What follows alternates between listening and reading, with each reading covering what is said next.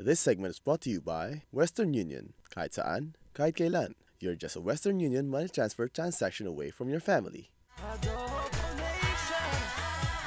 Nagbabalik ang Adobo Nation. Kumpara sa Pilipinas, dito sa Amerika, ang kotse ay mas mura at accessible. At madalas, you have two options, to buy or to lease. Kaya wag nang padalos-dalos and get the better deal with our tips on getting a new car here on ATM.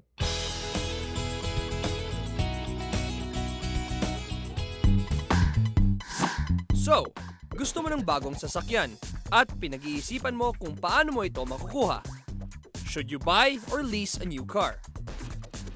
Leasing usually allows you to drive off with a lower down payment and monthly payments than if you were to buy that dream car. And if you like to drive the latest cars every few years, you're probably better off leasing. It could be expensive to buy a new model every year. That's good, but only if you want never-ending car payments. When you buy, you'll one day drive around in a car you own and no longer have to pay for. Are you good at maintaining cars? When you lease, you need to bring the car back in relatively good shape or suffer penalties. If you tend to be rough on your car, then you're probably better off buying. Do you know and can control the number of miles you drive? Leases will commonly charge you more if you exceed the maximum number of miles indicated on the agreement. What if you end up unhappy with the car? If you bought, you can probably sell or trade in for another one. If you leased, you could trade it for another even before the lease ends, but you'll have to pay very big penalties for that. Let's say you did keep the car until the end of the lease. Just return it, but you won't get any money for it. If you bought, you won't recover the cost of the car with a sale, but at least you can either use it to trade in or get money from the sale. So buying or leasing both have their pros and cons. At the end of the day, it all depends on your preferences. Ang tanong sa pagkuha ng bagong kotse, which is more cost-effective, to buy a car or to lease one? Kasama natin dito sa ATM si Mr. Marco Rico Suave para i-jumpstart ang ating kalamanan on this matter. Marco, thanks for joining us. Oh, thank you. Marco, of course, is an auto finance manager. Okay, so napanood natin yung VTR. Alam na natin how to go about it. Let's bring this to another level. For people who use their cars a lot, let's say business owners, salespeople, what are the advantages or disadvantages of buying a car or leasing a car? Alam mo, mas advantageous sa kanila yung mag-lease ng kotse. Kasi yung monthly payments nila, yung denive off nila, is full write-off yon. Unlike yung buying, ang nara-write off lang doon yung mileage use. Okay. So, again, mas maganda sa mga business owners tsaka mga salespeople na mag-lease ng kotse. So this, kaya mo sinabi yun kasi this can come in the form nga of tax deductions. Yun. So dapat lease. Pero paano yun kung yung binabiyahe naman nila beyond the limit? Di ba meron yun sa kontrata na you can only use up so many miles? So, kaya dapat, before sila mag-lease ng kotse, isipin na nila kagad, ma-determine na nila kagad kung gaano kadami ang mileage na ida-drive nila. Okay. If it's beyond more than the average of 15,000 miles, mag-use up na sila. They can buy a miles upfront from 8 cents to 10 cents a mile, no? Pero kung talagang for transporting talaga, yung talagang more than 20 to 25 miles and up, I guess siguro buying na lang siguro. So it depends upon their situation. Kaya pag-isipan nila, wag padalos-dalos sa pag-buy or sa pag-lease. Okay. Now, let's talk about accidents, Marco. Accidents happen a lot. So what about insurance? What kind of insurance coverage can one expect if one leases or buys a car?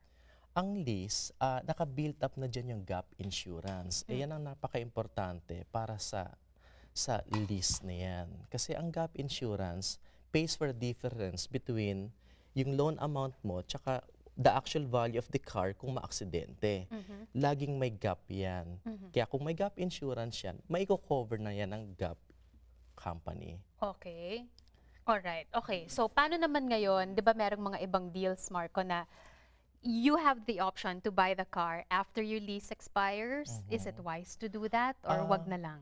Actually, depende rin yan. No? Kung may lifestyle change na at the end of the lease, alam mo, kailangan niya na magtipid, nag-retire na siya, early retirement, no? Okay. Maganda siguro, bilhin na lang niya yon. Pero kung ang lifestyle niya, gusto niya laging may safe, lagi siyang may bagong car in every 2 or 3 years. Okay. Ina-update niya yung mga features ng sakyan, like yung mga GPS, like those kind of things. Mas maganda siguro, wag niya nang bilhin yung kotse na yon. Sa mga nakikita mo ba ngayon, sino yung karamihan na nagli-lease at karamihan na bumibili? Mga bata ba? Mga matanda? Actually, lahat gusto mag-lease kasi of the lower monthly payments. Kaya lang medyo mahigpit ang bangko sa mga may credit scores lang hinahanap para mag-lease ng sasakyan. Kasi it doesn't make any sense at all din kung mag-lease ka tapos marginal ang credit mo Correct. Lalagyan ka rin ng mataas na finance charge. Correct. Kaya mas maganda pa siguro laging mag-lease, no?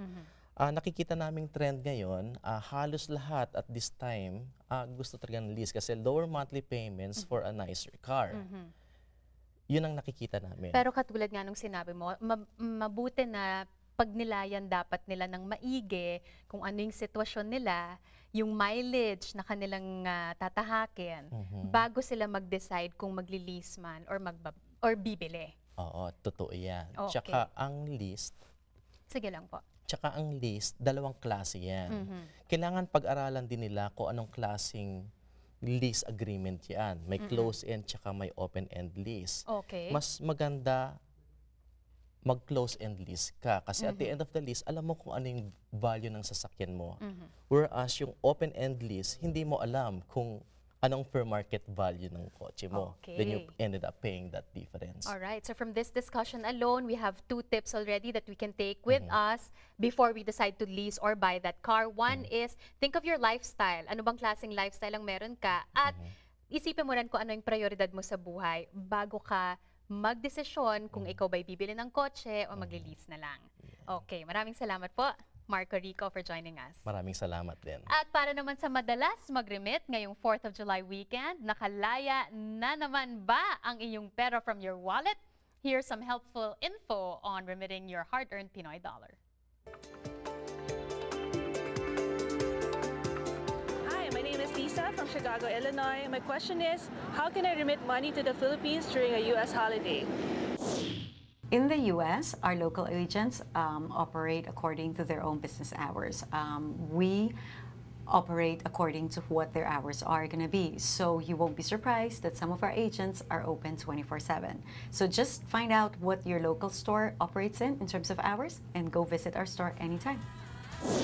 At sa pagbabalik ng Adobo Nation, Boy Meets Grill, JC and his guests cook up a mean barbecue. Dito pa rin sa tambayan ng mga Pinoy, Adobo Nation. This segment was brought to you by Western Union. Kahit saan, kahit kailan. You're just a Western Union money transfer transaction away from your family.